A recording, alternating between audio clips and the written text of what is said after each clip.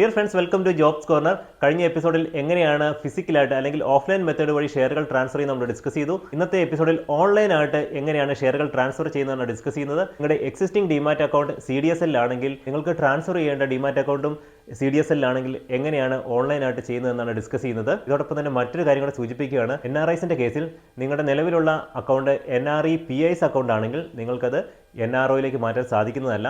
അതോടൊപ്പം തന്നെ നിങ്ങളുടെ existing demat account NRO account ആണെങ്കിൽ അതും NREയിലേക്ക് മാറ്റാൻ സാധിക്കുന്നതല്ല. എന്നാൽ നിങ്ങളുടെ existing demat account NRO demat account ആണെങ്കിൽ നിങ്ങൾ മറ്റൊരു ബ്രോക്കർ വഴി ഡിമാറ്റ് അക്കൗണ്ട് ഓപ്പൺ ആക്കുന്നുണ്ടെങ്കിൽ അതിലേക്ക് ഈസി ആയിട്ട് ട്രാൻസ്ഫർ ചെയ്യാൻ സാധിക്കുന്നതാണ്. CDSL വഴി ഷെയർ ട്രാൻസ്ഫർ ചെയ്യാൻ CDSLൻ്റെ ഈസിയസ്റ്റ് ആണ് യൂസ് ചെയ്യുന്നത്.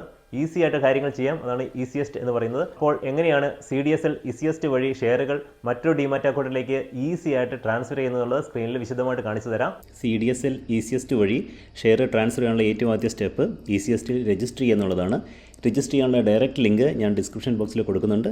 അതുവഴി ഓപ്പൺ ചെയ്യുക. ഏറ്റവും ആദ്യം ടു രജിസ്റ്റർ ഫോർ ഈസിയസ്റ്റ് എന്നുള്ളതിൽ ക്ലിക്ക് ചെയ്യുക. Click here. DPID എന്ന് പറയുന്നത് നിങ്ങളുടെ ഡിമാറ്റ് അക്കൗണ്ട് നമ്പറിലെ ഫസ്റ്റ് 8 ഡിജിറ്റ്സ് ആണ്. ക്ലയൻറ്റ് ID എന്ന് പറയുന്നത് റിമൈനിങ് 8 ഡിജിറ്റ്സ് ആണ്. നിങ്ങൾ ഏത് ഡിമാറ്റ് അക്കൗണ്ടിൽ നിന്നാണോ ട്രാൻസ്ഫർ ചെയ്യുന്നത് അതിലെ DPIDയും ക്ലയൻറ്റ് IDയുമാണ് ഇവിടെ എൻ്റർ ചെയ്യേണ്ടത്. നിങ്ങളുടെ രജിസ്റ്റേർഡ് ഇമെയിലിലേക്ക് OTP വരും, അത് എൻ്റർ ചെയ്യുക ആൻഡ് കണ്ടിന്യൂ. ഇവിടെ നിങ്ങൾക്ക് യൂസർ നെയിം ക്രിയേറ്റ് ചെയ്യാം. അതോടൊപ്പം തന്നെ പാസ്വേഡ് റിക്കവറിക്ക് വേണ്ടിയുള്ള സെക്യൂരിറ്റി ക്വസ്റ്റൻ ഉണ്ട്, അത് ചൂസ് ചെയ്യുക. Then continue. Registration successful. Registration request forward to DP for authentication എന്നുള്ളതാണ്. വിത്തിൻ 24 hours നിങ്ങളുടെ ഇമെയിലിലേക്ക് വാലിഡേറ്റ് ചെയ്യാനുള്ള ഒരു ഇമെയിൽ വരും. അത് നിങ്ങളുടെ പാസ്വേഡ് ഉണ്ടാകും. ചിലപ്പോൾ 24 hours വെയിറ്റ് ചെയ്യേണ്ടി വരില്ല, പെട്ടെന്ന് തന്നെയും വരാറുണ്ട്. ഇതേപോലെ ഒരു ഇമെയിലാണ് നിങ്ങൾക്ക് വരിക. ഇവിടെ നിങ്ങളുടെ ടെമ്പററി പാസ്വേഡ് കൊടുത്തിട്ടുണ്ട്. നിങ്ങൾ ക്രിയേറ്റ് ചെയ്ത യൂസർ നെയിമും ഇമെയിൽ കിട്ടിയ പാസ്വേഡും എൻ്റർ ചെയ്യുക. അതിനുശേഷം ലോഗിൻ ചെയ്യുക. ലോഗിൻ ചെയ്ത് കഴിയുമ്പോൾ നിങ്ങളുടെ പാസ്വേഡ് ചേഞ്ച് ചെയ്യാനുള്ള ഒരു ഓപ്ഷൻ അവിടെ കാണിക്കുക. പാസ്വേഡ് ചേഞ്ച് ചെയ്യുക. പാസ്വേഡ് ആൽഫ ന്യൂമറിക്ക് തന്നെ ആയിരിക്കണം. നിങ്ങളുടെ ഇമെയിൽ കിട്ടിയ പാസ്വേഡിൻ്റെ ഓൾമോസ്റ്റ് ഫോർമാറ്റിൽ തന്നെ ആൽഫ ന്യൂമറിക്കായിട്ടുള്ള പാസ്വേഡാണ് ക്രിയേറ്റ് ചെയ്യേണ്ടത്. ഞാൻ ഓൾറെഡി അത് ക്രിയേറ്റ് ചെയ്തു. പാസ്വേഡ് ചേഞ്ച് ചെയ്തതിന് ശേഷം വീണ്ടും റിഫ്രഷ് ചെയ്ത് മെയിൻ പേജിലേക്ക് തന്നെ വന്ന് യൂസർ നെയിമും നിങ്ങളുടെ പുതിയ പാസ്വേഡ് ഇട്ടാണ് ലോഗിൻ ചെയ്യേണ്ടത്. ഞാൻ ഓൾറെഡി പാസ്വേഡ് ചേഞ്ച് ചെയ്തതാണ്, അതുകൊണ്ട് എൻ്റെ പുതിയ പാസ്വേഡ് ഇട്ട് ലോഗിൻ ചെയ്ത് കാണിക്കാം. വീണ്ടും ഇമെയിലിലേക്ക് OTP വരും, എൻ്റർ ചെയ്യുക. അപ്പോൾ ഈസിയസ്ലി രജിസ്ട്രേഷൻ ഓൾമോസ്റ്റ് കംപ്ലീറ്റ് ആയി. ഇവിടെ അക്കൗണ്ട് ഡീറ്റെയിലേക്ക് പോയി കഴിഞ്ഞാൽ നിങ്ങൾ ഹോൾഡ് ചെയ്യുന്ന എല്ലാ ഷെയറിൻ്റെയും ഡീറ്റെയിൽസ് നിങ്ങൾക്ക് കിട്ടുന്നതാണ്. ഏറ്റവും ആദ്യം ഇമെയിലിൽ പാസ്വേഡ് വന്നതിൻ്റെ കൂടെ തന്നെ മറ്റൊരു ഇമെയിൽ കൂടെ വരും. അതിൽ നിങ്ങൾക്കൊരു പിൻ നമ്പർ ഉണ്ടാവും. ആ പിൻ നമ്പർ നമ്മൾ ചേഞ്ച് ചെയ്യേണ്ടതാണ്. ഇൻ കേസ് നിങ്ങൾക്ക് ഇമെയിലിൽ പിൻ നമ്പർ കിട്ടിയില്ലെങ്കിൽ ഇവിടെ മിസ്സെലേനിയസിൽ പോവുക. ഇവിടെ റീസെറ്റ് പിൻ എന്നുള്ള ഓപ്ഷൻ ഉണ്ട്. ഇതിൽ ക്ലിക്ക് ചെയ്ത് കഴിഞ്ഞാൽ നിങ്ങളുടെ ഇമെയിലിലേക്ക് പിൻ വരുന്നതാണ്. നിങ്ങൾക്ക് ഓൾറെഡി ഇമെയിലിൽ പിൻ വന്നിട്ടുണ്ടെങ്കിൽ ചേഞ്ച് പിൻ എന്നുള്ള ഓപ്ഷൻ സെലക്ട് ചെയ്യുക. ഇവിടെ നിങ്ങളുടെ ഇമെയിലിൽ വന്ന പിൻ നമ്പർ എൻ്റർ ചെയ്യുക.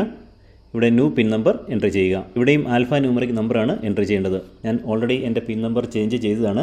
നിങ്ങളോട് സബ്മിറ്റ് ചെയ്യുക. വീണ്ടും ഇമെയിലിലേക്ക് ഒരു OTP വരും, അത് എൻ്റർ ചെയ്യുക. ഇത്രയും സ്റ്റെപ്പുകൾ ചെയ്യുന്നതോടുകൂടി നിങ്ങളുടെ CDSL ഈസിയസ്റ്റ് രജിസ്ട്രേഷൻ കംപ്ലീറ്റ് ആകുന്നതാണ്. നെക്സ്റ്റ് ഷെയർ ട്രാൻസ്ഫർ ചെയ്യാനുള്ള സ്റ്റെപ്പുകളാണ്. ഇവിടെ ട്രാൻസാക്ഷൻ എന്നുള്ള ഓപ്ഷനിൽ പോവുക. ഏറ്റവും ആദ്യം നിങ്ങൾക്ക് ഏത് ഡിമാറ്റ് അക്കൗണ്ടിലേക്കാണ് ട്രാൻസ്ഫർ ചെയ്യേണ്ടത് അത് ഇവിടെ സെറ്റപ്പ് ചെയ്യുക എന്നുള്ളതാണ്. ഇവിടെ ട്രാൻസാക്ഷൻ എന്നുള്ള ഓപ്ഷനിലേക്ക് പോവുക. ഇവിടെ BO ലിങ്കിങ് എന്നുള്ള ഓപ്ഷൻ ഉണ്ട്. ഇവിടെ BO ലിങ്കിങ് സെറ്റപ്പിൽ ക്ലിക്ക് ചെയ്യുക. ഇവിടെ 2 ഓപ്ഷൻ കാണിക്കുന്നുണ്ട്, CDSL ആൻഡ് NSDL. നമുക്ക് CDSLലേക്ക് ട്രാൻസ്ഫർ ചെയ്യാം, അതേപോലെ NSDLലേക്കും ട്രാൻസ്ഫർ ചെയ്യാം. പക്ഷേ ഏറ്റവും ഈസി ആയിട്ട് ചെയ്യാൻ സാധിക്കുന്നത് CDSL നിന്നും മറ്റു CDSL ഡിമാറ്റ് അക്കൗണ്ടിലേക്കാണ്. NSDLലേക്കും ട്രാൻസ്ഫർ ചെയ്യാൻ സാധിക്കും. പക്ഷേ NSDL ഡിമാറ്റ് അക്കൗണ്ടിലേക്ക് ട്രാൻസ്ഫർ ചെയ്യാൻ ഒരു ഡിജിറ്റൽ സിഗ്നേച്ചറിൻ്റെ ആവശ്യമുണ്ട്. അത് ക്രിയേറ്റ് ചെയ്യാൻ നിങ്ങൾ ഓൾമോസ്റ്റ് 2250 rupees പ്ലസ് GST പേ ചെയ്യേണ്ടതാണ്. അതുകൊണ്ട് നിങ്ങൾ CDSL നിന്നും NSDLലേക്കാണ് ട്രാൻസ്ഫർ ചെയ്യുന്നതെങ്കിൽ കഴിഞ്ഞ എപ്പിസോഡിൽ പറഞ്ഞതുപോലെ ഫിസിക്കൽ മെത്തേഡ് ഉപയോഗിക്കുന്നതായിരിക്കും കുറച്ചുകൂടെ ബെറ്റർ. ഏത് ഡിമാറ്റ് അക്കൗണ്ടിലേക്കാണോ ട്രാൻസ്ഫർ ചെയ്യേണ്ടത് ആ ഡിമാറ്റ് അക്കൗണ്ട് നമ്പർ ഇവിടെ എൻ്റർ ചെയ്യുക. അതേപോലെ ബയ്യറുടെ പാൻ നമ്പറും. എക്സാമ്പിൾ മറ്റൊരു ബ്രോക്കറിലുള്ള എൻ്റെ ഡിമാറ്റ് അക്കൗണ്ടിലേക്കാണ് ട്രാൻസ്ഫർ ചെയ്യുന്നതെങ്കിൽ ആ ഡിമാറ്റ് അക്കൗണ്ട് നമ്പറും എൻ്റെ പാൻ നമ്പറുമാണ് എൻ്റർ ചെയ്യേണ്ടത്. അതേസമയം നിങ്ങളുടെ ഫ്രണ്ട്സിൻ്റെയോ മറ്റാരുടെയെങ്കിലും പേരിലേക്കാണ് ചെയ്യുന്നതെങ്കിൽ അവരുടെ ഡിമാറ്റ് അക്കൗണ്ട് നമ്പറും അവരുടെ പാൻ നമ്പറുമാണ് ഇവിടെ എൻ്റർ ചെയ്യേണ്ടത്. ഇപ്പോൾ എൻ്റർ ചെയ്ത ബെനിഫിഷ്യറിയെ വാലിഡേറ്റ് ചെയ്യാൻ നിങ്ങൾക്കൊരു ഇമെയിൽ കിട്ടുന്നതാണ്. അതിൽ പോയി ക്ലിക്ക് ചെയ്യുക. ഇങ്ങനെ ഒരു വാലിഡേഷൻ ഇമെയിലാണ് നിങ്ങൾക്ക് കിട്ടുക. Click on the link. ഇവിടെ നിങ്ങളുടെ പാൻ കാർഡ് നമ്പർ അല്ലെങ്കിൽ ഡിമാറ്റ് അക്കൗണ്ട് നമ്പർ എൻ്റർ ചെയ്യുക. ഞാനിവിടെ ഓൾറെഡി 2 ഡിമാറ്റ് അക്കൗണ്ടിലേക്ക് ട്രാൻസ്ഫർ ചെയ്യാൻ BO സെറ്റപ്പ് ചെയ്തിട്ടുണ്ട്. അതുകൊണ്ടാണ് ഇവിടെ 2 ഡിമാറ്റ് അക്കൗണ്ട് നമ്പറുകൾ കാണിക്കുന്നത്. നിങ്ങൾക്ക് ഏതിലേക്കാണ് ട്രാൻസ്ഫർ ചെയ്യേണ്ടത് അത് മാത്രം സെലക്ട് ചെയ്യുക. Click on generate OTP. OTP accept. നമ്മൾ ലിങ്ക് ചെയ്ത BO നമ്പേഴ്സിൻ്റെ സ്റ്റാറ്റസ് ചെക്ക് ചെയ്യാൻ ഇവിടെ BO ലിങ്കിങ് എൻക്വയറി ആൻഡ് ഡീലിങ്കിങ് എന്നുള്ള ഓപ്ഷനിൽ ക്ലിക്ക് ചെയ്യുക. ഞാൻ ഇവിടെ 3 BO നമ്പേഴ്സ് ആഡ് ചെയ്തിട്ടുണ്ട്. എല്ലാം വെരിഫൈഡ് ആയിട്ടുണ്ട്. വെരിഫൈഡ് ആയിട്ടില്ലെങ്കിൽ പെൻഡിങ് എന്നുള്ള സ്റ്റാറ്റസാണ് കാണിക്കുക. അടുത്തതായിട്ട് ട്രസ്റ്റഡ് BO അക്കൗണ്ട് രജിസ്റ്റർ ചെയ്യുന്നുള്ളതാണ്. അതിന് വീണ്ടും മിസ്ലേനിയസിൽ പോവുക. എഡിറ്റ് ട്രസ്റ്റഡ് അക്കൗണ്ട് എന്നുള്ള ഓപ്ഷനിൽ ക്ലിക്ക് ചെയ്യുക. ഞാനിവിടെ ഓൾറെഡി 2 ആഡ് ചെയ്തിട്ടുണ്ട്. ആഡ് ട്രസ്റ്റഡ് അക്കൗണ്ട് എന്നുള്ളത് ക്ലിക്ക് ചെയ്യുക. ഏത് ഡിമാറ്റ് അക്കൗണ്ട് നമ്പറിലേക്കാണ് ട്രാൻസ്ഫർ ചെയ്യേണ്ടത് ആ ഡിമാറ്റ് അക്കൗണ്ട് നമ്പർ അവിടെ എൻ്റർ ചെയ്യുക, സബ്മിറ്റ് ചെയ്യുക. ഇത് സബ്മിറ്റ് ചെയ്ത് 24 ഹവേഴ്സിനുള്ളിൽ നിങ്ങൾക്കൊരു വാലിഡേഷൻ ഇമെയിൽ വരുന്നതാണ്. അതിനുശേഷമാണ് ഈ demat account number trusted BOID ലിസ്റ്റിലേക്ക് ആഡ് ആകുന്നത്. നിങ്ങൾ സബ്മിറ്റ് ചെയ്ത ഡിമാറ്റ് അക്കൗണ്ട് നമ്പർ ട്രസ്റ്റഡ് യൂസറിലേക്ക് ആഡ് ചെയ്തിട്ടുണ്ടോ എന്നറിയാൻ ഈ ഒരു ഓപ്ഷനിൽ ക്ലിക്ക് ചെയ്യുക. ഇവിടെ ട്രസ്റ്റഡ് യൂസേഴ്സിൻ്റെ ലിസ്റ്റ് കാണിക്കും. അതിനുശേഷം ഷെയറുകൾ ട്രാൻസ്ഫർ ചെയ്യാൻ സാധിക്കുന്നതാണ്. ഇത്രയും ചെയ്യുന്നതോടുകൂടി CDSL ECSലെ എല്ലാ രജിസ്ട്രേഷൻ സ്റ്റെപ്പുകളും നമ്മൾ കംപ്ലീറ്റ് ആക്കി. ഇനി നിങ്ങൾക്ക് എപ്പോൾ വേണമെങ്കിലും ഷെയറുകൾ ട്രാൻസ്ഫർ ചെയ്യാൻ സാധിക്കുന്നതാണ്. ഈ ഷെയറുകൾ ട്രാൻസ്ഫർ ചെയ്യുന്നതിന് വേണ്ടി ട്രാൻസാക്ഷൻ ഓപ്ഷനിൽ സെറ്റപ്പിൽ ക്ലിക്ക് ചെയ്യുക. ഇവിടെ ബൾക്ക് സെറ്റപ്പ് എന്നുള്ള ഓപ്ഷനിൽ ക്ലിക്ക് ചെയ്യുക. നിങ്ങളുടെ ഡിമാറ്റ് അക്കൗണ്ട് ബൈ ഡീഫോൾട്ട് ഇവിടെ വരുന്നതാണ്. എക്സിക്യൂഷൻ ഡേറ്റ്, നിങ്ങൾക്ക് ഏത് ഡേറ്റിലാണ് എക്സിക്യൂഷൻ നടക്കേണ്ടത് അത് ക്ലിക്ക് ചെയ്യുക. ഫോർ എക്സാമ്പിൾ ഞാനിവിടെ 22 ക്ലിക്ക് ചെയ്യുകയാണ്. കൗണ്ടർ BOID, ഏത് ഡിമാറ്റ് അക്കൗണ്ടിലേക്കാണ് ട്രാൻസ്ഫർ ചെയ്യേണ്ടത്. നിങ്ങൾ ഒന്നിൽ കൂടുതൽ ഡിമാറ്റ് അക്കൗണ്ടുകൾ സെലക്ട് ചെയ്തിട്ടുണ്ടെങ്കിൽ ഏത് ഡിമാറ്റ് അക്കൗണ്ടിലേക്കാണ് അത് സെലക്ട് ചെയ്യുക. ഇവിടെ എൻറ്റിറ്റി ഐഡൻറ്റിഫയർ എന്നുള്ള ഓപ്ഷനിൽ നോട്ട് ആപ്ലിക്കബിൾ ക്ലിക്ക് ചെയ്യുക. ഇനി നിങ്ങൾക്ക് ഷെയറുകൾ ആഡ് ചെയ്യാനാണ്. ഈ പ്ലസ് ബട്ടണിൽ ക്ലിക്ക് ചെയ്യുക. ഇവിടെ ട്രാൻസ്ഫർ ചെയ്യാൻ ഉദ്ദേശിക്കുന്ന ഷെയറിൻ്റെ ISIN നമ്പർ അറിയാമെങ്കിൽ അത് ക്ലിക്ക് ചെയ്യുക. അല്ലെങ്കിൽ നിങ്ങളുടെ ഹോൾഡിങ്ങിലുള്ള എല്ലാ ഷെയറുകളുടെയും ഡീറ്റെയിൽസ് ഇവിടെ കിട്ടുന്നതാണ്. അക്കൗണ്ട് ISIN എന്നുള്ള ടാബിൽ ക്ലിക്ക് ചെയ്യുക. എത്ര കമ്പനിയുടെ ഷെയറുകൾ വേണമെങ്കിലും ആഡ് ചെയ്യാം, ബട്ട് 1 by 1 ആയിട്ട് ആഡ് ചെയ്യേണ്ടതാണ്. ഇവിടെ ഞാൻ ഈ ISIN നമ്പറിൽ ക്ലിക്ക് ചെയ്തു. ഇവിടെ എത്ര ക്വാണ്ടിറ്റിയാണ് ട്രാൻസ്ഫർ ചെയ്യാൻ ഉദ്ദേശിക്കുന്നത് എൻ്റർ ചെയ്യുക. നിങ്ങൾക്ക് പാർഷ്യലായിട്ടോ ഫുൾ ക്വാണ്ടിറ്റി ആയിട്ടോ ട്രാൻസ്ഫർ ചെയ്യാൻ സാധിക്കുന്നതാണ്. ഇവിടെ കൺസിഡറേഷൻ എമൗണ്ടിൽ 0 എൻ്റർ ചെയ്താൽ മതി. റീസൺ ഫോർ ട്രേഡ്, ഞാനിവിടെ ഗിഫ്റ്റ് ഓപ്ഷനാണ് സെലക്ട് ചെയ്യുന്നത്. ഇവിടെയുള്ള ഏത് ഓപ്ഷൻ വേണമെങ്കിലും നിങ്ങൾക്ക് സെലക്ട് ചെയ്യാം. എൻ്റെ റിമാർക്ക് നിങ്ങൾക്കത് ലീവ് ചെയ്യാം. ഇവിടെ ആഡ് ചെയ്ത ഷെയറിൽ എന്തെങ്കിലും മോഡിഫിക്കേഷൻ ഉണ്ടെങ്കിൽ എഡിറ്റിൽ ക്ലിക്ക് ചെയ്ത് നിങ്ങൾക്ക് മോഡിഫൈ ചെയ്യാൻ സാധിക്കുന്നതാണ്. ഇനി കൂടുതൽ ഷെയറുകൾ ട്രാൻസ്ഫർ ചെയ്യണമെങ്കിൽ വീണ്ടും ഈ പ്ലസ് ബട്ടണിൽ തന്നെ ക്ലിക്ക് ചെയ്യുക. ഷെയറുകൾ ട്രാൻസ്ഫർ ചെയ്യുന്ന പോലെ തന്നെ നിങ്ങൾക്ക് മ്യൂച്വൽ ഫണ്ടുകളും ട്രാൻസ്ഫർ ചെയ്യാൻ സാധിക്കുന്നതാണ്. കംപ്ലീറ്റ് NAVയോ അല്ലെങ്കിൽ പാർഷ്യലായിട്ടുള്ള NAVസോ നിങ്ങൾക്ക് ട്രാൻസ്ഫർ ചെയ്യാൻ സാധിക്കുന്നതാണ്. ഇവിടെ വെരിഫൈയിൽ ക്ലിക്ക് ചെയ്യുക. ഓക്കെ, ഇനി ഫൈനൽ കൺഫർമേഷനാണ്. ഈ ഒരു സ്റ്റേജിൽ വേണമെങ്കിലും നിങ്ങൾക്ക് മോഡിഫൈ ചെയ്യാൻ സാധിക്കുന്നതാണ്. ഒന്നിൽ കൂടുതൽ കമ്പനികളുടെ ഷെയറുകൾ ട്രാൻസ്ഫർ ചെയ്യുന്നുണ്ടെങ്കിൽ ഇവിടെ ഓരോ ഷെയറിന് അഗൈൻസ്റ്റ് ആയിട്ടും ഇവിടെ ടിക്ക് ചെയ്യേണ്ടതാണ്. ഇവിടെ ഒരു ഷെയർ മാത്രമേ ആഡ് ചെയ്തിട്ടുള്ളൂ, അതുകൊണ്ട് അത് സെലക്ട് ചെയ്യുന്നു. Next click on commit. ഇവിടെ OTP എൻ്റർ ചെയ്യുക. ഇവിടെ ഏറ്റവും അവസാനമായി എക്സ്ട്രാ സെക്യൂരിറ്റിയായി പിൻ നമ്പറാണ് എൻ്റർ ചെയ്യേണ്ടത്. നേരത്തെ ക്രിയേറ്റ് ചെയ്ത പിൻ നമ്പറാണ് ഇവിടെ എൻ്റർ ചെയ്യേണ്ടത്. പിൻ നമ്പർ എൻ്റർ ചെയ്യുക. ഓക്കെയിൽ ക്ലിക്ക് ചെയ്ത് കഴിഞ്ഞാൽ ഷെയർ ട്രാൻസ്ഫർ കംപ്ലീറ്റ് ആകുന്നതാണ്.